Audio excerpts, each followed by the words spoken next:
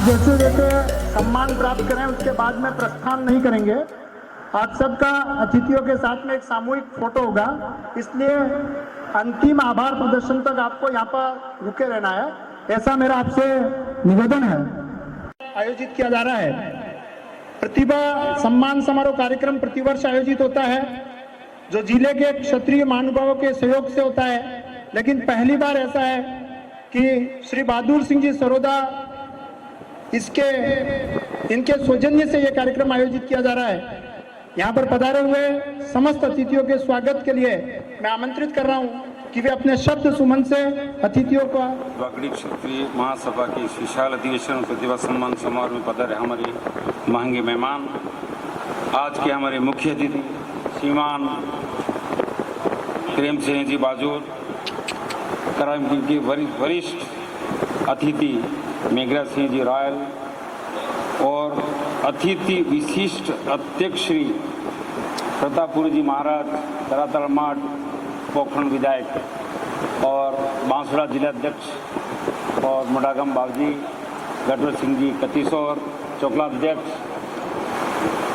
और जिलाध्यक्ष श्री प्रहलाद सिंह जी चौहान, विधायक जिला प्रहलाद सिंह बहादुर सिंह राठौर का जय महाराज हमारे बहुत बहुत स्वागत है। आज के इस अधिवेशन को मुझे जो जिम्मेदारी समाज द्वारा प्रदान की है उस समस्त समाज जिला कार्यकारिणी का आभारी हूँ तथा भविष्य में मुझे ऐसा अवसर प्रदान करने की कृपा करें और आप सभी मेहमानों का पुनः सरोदा पधारने का अनुरोध और अनुग्रहित और धन्यवाद। कुछ यहाँ पर इनके पीए साहब ने कुछ जानकारी मुझे प्रोवाइड कराई है। यहाँ पर समाज के लिए मैं क्या कर सकता हूँ, एक बार जोरदार तालियां बजाएं। मैं क्या समर्पित कर सकता हूँ, सोच आपकी जो जानकारी यहाँ पर मुझे प्राप्त हुई है, स्वागत हो रहा है, इतने मैं आपको बता दूं। श्रीमान प्रेम सिंह जी बादल साहब, राज्य मंत्री राजस्थान सरकार, आपने अब तक अपने इस कार्यकाल में 1700 शहीद मूर्तियां अपनी निजी कमाई से, जो कि लगभग 47 करोड़ और राजस्थान ही नहीं पूरे देश भर के अंदर आपने लगवाई है सैनिक कल्याण मंत्री रहते हुए। एक बार जोरदार तालियां बजाइए, शख्सियत हमारे बीच में है। आज बादल साहब ने 1,20,000 किलोमीटर की यात्रा कर जो सैनिक हमारे परिवार हैं उनकी समस्या का समाधान आपने किया है। शहीद कल्याण के कार्यों के लिए आपका नाम Limca book of world record में दर्ज किया गया है और देश का नाम आपने रोशन किया है और हमारे समाज का नाम भी रोशन किया है। इसके साथ ही 500 अनाथ व गरीब बच्चों की समस्त समाज की 600 ऐसी बालिकाएं जिनकी शादियों का संपूर्ण खर्च आपके द्वारा वहन किया गया। तो ये सामान्य सी बात नहीं है, समाज के लिए मैं क्या समर्पित कर सकता हूं, ये सोच आपकी हमेशा से रही है।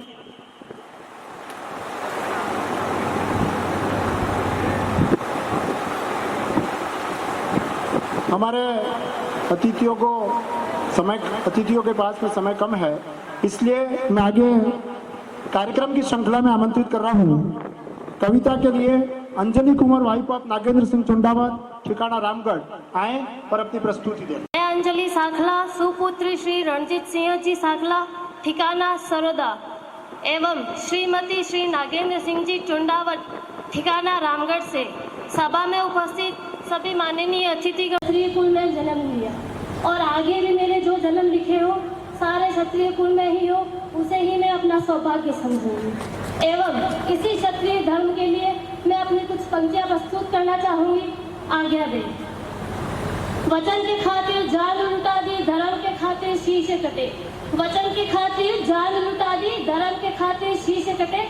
मातृभूमि की रक्षा को जो बिना शीशे रण क्षेत्र लड़े। इतिहास में चर्चे हैं हमारी गौरव गाथा के इतिहास में चर्चे हैं हमारी गौरव गाथा के। इतिहास हमने लिखवाया नहीं, इतिहास हमने रचा है। धर्मशास्त्र कहते हैं है क्षत्रिय दूत विधाता के धर्मशास्त्र कहते हैं है क्षत्रिय दूत विधाता के। इस गौरववंती इतिहास के असली वारिसदार है हम। त्याग और बलिदान है इतने के सम्मान के हकदार रहे हम। लाखों शीश कटे रण में, के लाखों शीश कटे रण में, तब क्षत्रिय कहलाए हम, तब क्षत्रिय क्षत्रिय कहलाए हम। जय मां भवानी।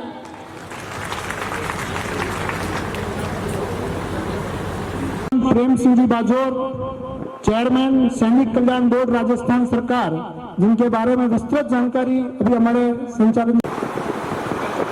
आज ये सम्मान समारोह के कार्यक्रम में अध्यक्षता करें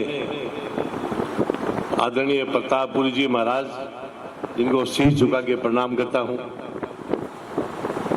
विशेष अतिथि के रूप में आदरणीय मेघराज सिंह जी, जो राजस्थान में ही बल्कि डूंगरपुर में नहीं, समाज में जहां भी जाते हैं वहां ये आर्थिक सहयोग करते रहते हैं और दिल से समाज के साथ जुड़ के और जहां भी आवश्यकता होती है तो करते हैं। तो उनको भी मैं इस मंच के माध्यम से बहुत बहुत धन्यवाद देता हूं। डूंगरपुर के राजपूत समाज के अध्यक्ष आदरणीय प्रहलाद सिंह जी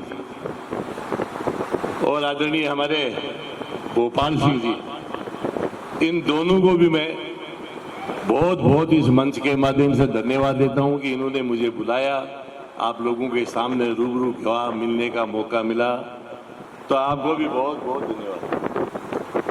आदरणीय बहादुर सिंह जी, अभी आप हम सब सुन रहे थे कि आज की सारी व्यवस्था इन्होंने की है, तो उनको भी इस मौके पे मैं बहुत बहुत धन्यवाद देता हूं कि करना चाहिए। समाज के कार्यक्रमों में आगे बढ़ के सहयोग जिस आदमी का जहां भी हो, हर आदमी को सहयोग करना चाहिए।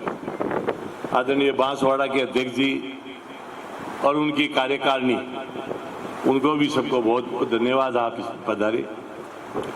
मेरे सामने विराजमान सभी बुजुर्गों, नौजवान दोस्तों, माताओं, बहनों और प्यारे प्यारे बच्चों, इस प्रकार के जो प्रोग्राम है इनमें फायदा ही फायदा है, नुकसान नाम की चीज नहीं है। अपन एक साथ बैठते हैं, खाना खाते हैं, चाय पीते हैं, चर्चाएं करते हैं, बातचीत करते हैं, ऐसा मौका कहाँ मिलता है? अपन ब्याह शादी में जाते हैं तो वहां भी नहीं मिलता इस प्रकार का मौका। तो ऐसा प्रोग्राम जब भी हो और ज्यादा से ज्यादा करने चाहिए, साल में 1, 2, 3, ताकि सारे समाज के लोग एक जगह बैठे, हंसी मजाक करें, अपनी चर्चाएं करें, किसी को कोई तकलीफ हो तो वो भी वहां रखे, तो सब लोग उसका सहयोग करें। तो इसलिए मैं तो आज जो कार्यक्रम हो रहा है, कार्यक्रम के आयोजकों को बहुत बहुत धन्यवाद देता हूं। प्रजातंत्र में 3 बड़ी चीजें हैं, यदि उनको कोई समझ ले और ग्रहण कर ले और उसको आगे उतार दे जमीन पे, तो मैं आपको इस मंच के माध्यम से कह रहा हूं कि दुनिया में आगे बढ़ने से उसको कोई रोक नहीं सकता। शिक्षा, राजनीति और साधु संत आदरणीय प्रतापपुरी जी महाराज विराज गए, पूरे समाज को, परिवार को, रिश्तेदारों को, सबको छोड़ने के बाद ये भगवा कपड़ा पहन करके लोगों की सेवा करना, इससे बड़ा काम कोई धरती पे हो नहीं सकता। और शिक्षा के बिना ये जीवन अधूरा है। प्रजातंत्र में एक जमाना था, बिना शिक्षा के भी लोगों का कम बेशी में भी काम चलता था, लेकिन वो टाइम बिल्कुल खत्म हो चुका है। एक जमाने में अपन बाहर कोई अपने परिवार के और के किसी कंट्री में रहते थे, टेलीफोन लगाते थे, 3-3 दिन लग जाते थे अपन को। आज खेत में काम करता हुआ ये पढ़ने वाले बच्चे पढ़ते पढ़ते भी मोबाइल में पूरे विश्व में क्या हो रहा है 1 सेकंड में पता कर लेंगे, कौन सी कंट्री में क्या हो रहा है। इसलिए मैं मंच के माध्यम से कह रहा हूं कि जिस परिवार में शिक्षा नहीं है, आज के 15 साल बाद में मेरी कही हुई बात को नोट कर लेना आप लोग, पशुओं की तरह से लोग उसको काम में लेंगे। इसलिए चाहे कुछ भी करना पड़े, लेकिन शिक्षा बहुत जरूरी है और शिक्षा सबके लिए जरूरी है। लेकिन मैं आपको बता दूं, बेटियों के लिए तो 100% जरूरी है। इसलिए जरूरी है कि बेटी जब पढ़ती है तो वो वहां अपने छोटे बहन भाइयों को पढ़ाती है, शादी के बाद ससुराल जाती है तो अपने बच्चों को भी पढ़ाएगी, देवर जेठ के बच्चों को भी पढ़ाएगी। तो बच्ची का, बेटी का पढ़ना बहुत ही आवश्यक है, इसलिए बेटियों को विशेष तौर से पढ़ाना चाहिए। एक आपको उदाहरण दे रहा हूं मैं नीमका थाना पड़ता है सीकर जिले में, वहां से चुनाव लड़ता हूं। पहली बार मैं एमएलए बना। ये ओरिजिनल घटना रख रहा हूं आपके सामने, कोई भाषण, समाज में भाषण नहीं होनी चाहिए, ओरिजिनल बातें ही होनी चाहिए। तो एक स्कूल का उद्घाटन करने गया मैं, एक बुजियावाड़ा गांव पड़ता है, एकदम पहाड़ों में है, इंटीरियर एरिया है हमारा। वो दिन का काम तो आज एडवांस हो गया, लेकिन उस जमाने में जिले में सबसे बैकवर्ड विधानसभा वही थी। तो भाषण दे करके मैं नीचे उतरा तो कुछ लोग मेरे को कहा चाय पीने के लिए घर चलो। हट किया तो मैं उनके साथ रवाना हो गया। उनका मकान जब नजदीक से आया तो बिल्डिंग मैंने देखी जैसे कोई बड़ी जयपुर शहर में 4-5 मंजिली शानदार बिल्डिंग, वहां पहाड़ों में कोई कल्पना ही नहीं कर सकता। जब अंदर घुसने लगे तो मैंने उनको पूछा क्या करते हो, जब तक उनके पिताजी आ गए। बोले ये मेरे पिताजी। तो मैंने उनको पूछा आप क्या करते थे, तो उन्होंने कहा बाजूर साहब मैं तो एसी को हूं बढ़ाया गए, पंजाब में ईंट भट्टा पर मजदूरी किया करते। अब पंजाब में ईंट भट्टा पे मजदूरी करके, और उसके 4 लड़के हैं, एक लड़का व्यापार करता है, एक इंजीनियर है, 2 डॉक्टर है। आपके अजमेर पास में पड़ता है, यही शानदार हॉस्पिटल भी बना रखा है। तो 4 उनके घर में बहुएं आई, बींदनी आई, वो बेचारी गजटेड, 3 बे, तो एक परिवार में 7 गजटेड अफसर हो गए। अब 7 गजटेड अफसर हो तो आपको बताइए महीने की तनख्वाह कितनी आती है। और तनख्वाह के सागे सरकार में काम कराएंगे, ऊपर नीचे की बीमारियां और। तो आदमी को कलर चेंज हो जाए, जब सोडा ही बने उसका कलर चेंज हो जाए, कोई कहीं पिशामती ताकत वो है कि कलर को भी चेंज कर देती। तो आज उनके 20-20 लाख रुपए की बड़ी बड़ी 2 गाड़ियां खड़ी अंदर। तो मेरा ये उदाहरण मैंने इसलिए आपके बीच में रखा है कि एक ईंट भट्टे पे मजदूरी करने वाला आदमी घर में 7-7 गजटेड अफसर बना सकता है। तो आप लोग, इतने लोग बेटे, जहां तक मैं समझता हूं, आप क्यों नहीं कर सकते? कारण क्या है इसके पीछे? यदि आप ठान ले, तय कर ले कि मुझे ऐसा करना है, बेटे, वो अपने बच्चों को खड़े नहीं कर सकते, पढ़ा नहीं सकते, ऐसे बच्चों को गोद लेकर के तय कर लो मन में कि मुझे एक बच्चे को गोद लेना है, मैं पढ़ाऊंगा। जी अभी हमारे बहादुर सिंह जी यहाँ पहले चर्चा किया है, ठीक है, अच्छी बात है। लेकिन गांव में एक बच्चा, कोई सक्षम आदमी गांव में, एक आधा भी समाज में अपने सक्षम है, तो 2 बच्चे गांव में गरीब आदमी को गोद ले लिया, उनके पढ़ाई के पैसे दे दिए, उनको पैरों पे खड़ा कर दिया।